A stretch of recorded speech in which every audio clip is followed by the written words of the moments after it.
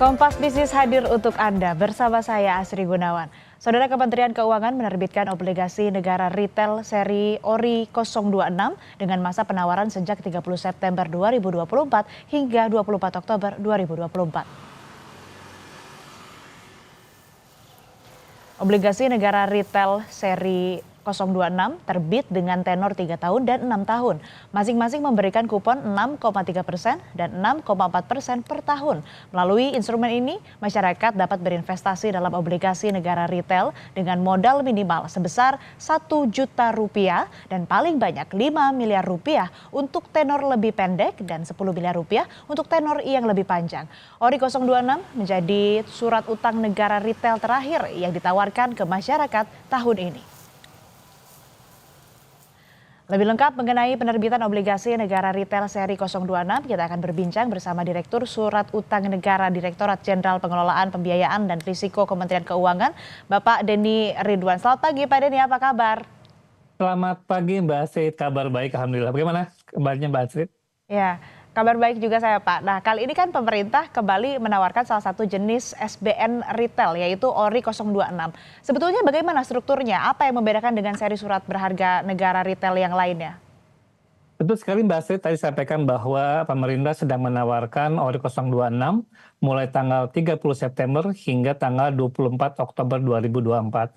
Secara umum fitur dari ORI 26 ini sama dengan ORI sebelumnya, yaitu dia ditawarkan dari tenor 3 dan 6 tahun. Kemudian untuk itu juga ditawarkan dengan tingkat suku bunga tetap. Untuk yang tenor 3 tahun kita menawarkan dengan kupon sebesar 6,3% dan untuk yang 6 tahun sebesar 6,4%. Dan ini karena ditawarkan juga dengan model sebagai seri yang tradable, artinya meskipun tadi tenor cukup panjang ada yang 6 tahun, tapi kalau masyarakat membutuhkan ini bisa dijual sewaktu-waktu.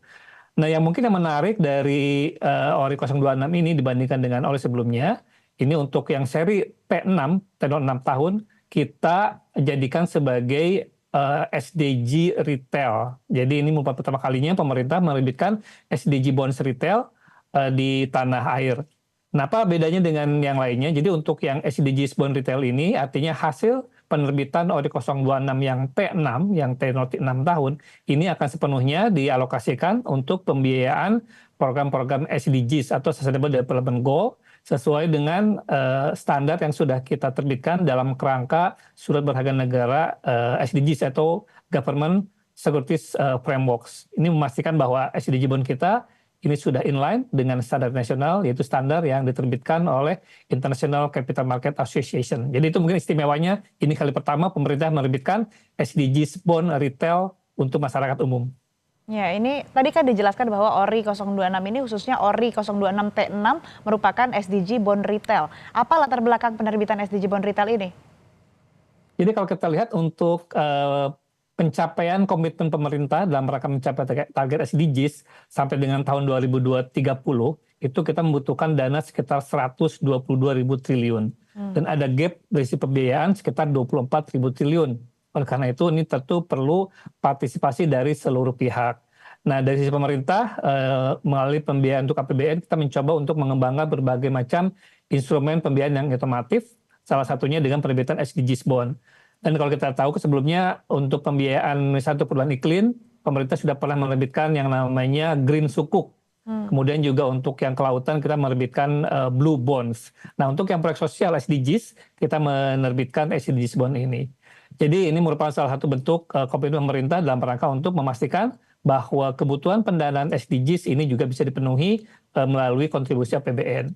Nah, yang ingin juga kita capai target melalui penerbitan SDGs Bond yang retail ini, selama ini kalau kita bicara SDGs ini seolah-olah masih menjadi suatu isu elit bahwa ini yang merupakan tanggung jawab pemerintah. Padahal tentu ini membutuhkan partisipasi dari seluruh pihak. Nah, kita harapkan dengan menerbitkan SDGs bond retail ini bisa meningkatkan pemahaman awareness dari masyarakat terkait dengan pentingnya SDGs dan juga sekaligus membuka kesempatan bagi masyarakat terutama generasi muda untuk bisa berkontribusi dalam pembiayaan SDGs yang nantinya akan dipergunakan untuk sektor pendidikan, kesehatan, pengentasan kemiskinan, dan juga lain sebagainya. Jadi ini merupakan salah satu bentuk bagaimana kita sebagai sebuah bangsa bergotong royong mencapai SDGs untuk bisa membuat masyarakat Indonesia semuanya menikmati kesejahteraan bersama. Selanjutnya nih Pak, apakah kupon yang ditawarkan saat ini masih cukup atraktif? Dan kira-kira berapa nih target indikatif atau target pembelian masyarakat dari penerbitan ORI 026 kali ini? Iya, jadi kalau kita lihat analis pasar memperkirakan bahwa, tingkat suku bunga di pasar akan menurun. Misalnya saat ini Bank Indonesia BI rate ditetapkan sebesar 6% dan kemungkinan ke depan akan semakin menurun. Demikian pula dengan bank sentral di Amerika seperti The Fed juga diperkirakan akan semakin menurunkan tingkat suku bunga acuan. Tentunya ini juga akan membuat harga, yield surat berharga negara di pasar akan semakin menurun. Jadi ini kesempatan sebetulnya untuk masyarakat untuk bisa mendapatkan atau mengunci imbal hasil yang saat ini masih tinggi. Jadi untuk yang T6 tadi sudah saya sampaikan ini maaf untuk yang tenor 3 tahun kita sudah menawarkan di kupon 6,3%, artinya minimal masyarakat bisa mengunci imbal hasil kupon sebesar 6,3% untuk 3 tahun ke depan. Demikian pula untuk yang 6 tahun ditawarkan di 6,4% dan bisa dikunci sampai dengan 6 tahun ke depan. Dan ini tentunya sangat menarik kalau kita bandingkan dengan instrumen sejenis, let's say misalnya deposito. Saat ini deposito ditawarkan di level 2,25 hingga maksimal mungkin sekitar 5%-an. Nah ini tentu SBN tadi bisa memberikan imbal hasil yang lebih tinggi dan juga pemerintah memberikan insentif berupa pajak yang lebih rendah.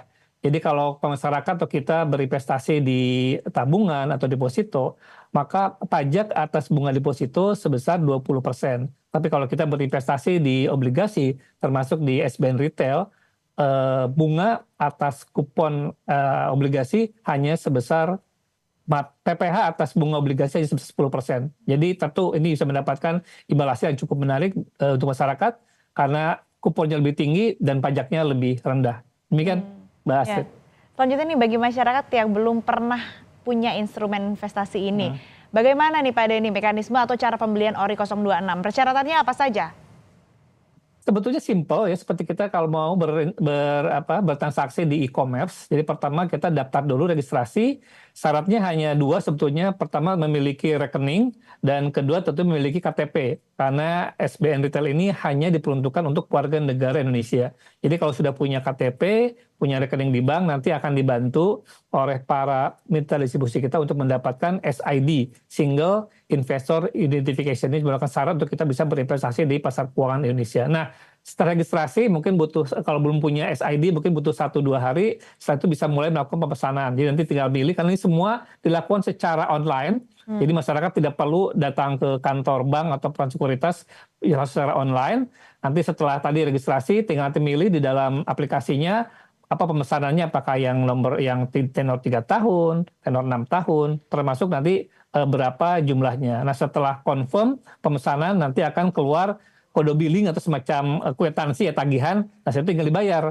Pembayarannya nanti melalui berbagai macam kanal pembayaran, bisa secara online dan juga bisa secara offline, misalnya ke toko-toko minimarket, itu sudah bisa dilakukan pembayaran. Nanti kita mendapatkan namanya NTPN atau nomor transaksi penerimaan negara. Ya udah, kalau sudah registrasi, sudah memesan, sudah membayar, nanti langsung bisa terkonfirmasi dan tercatat secara online.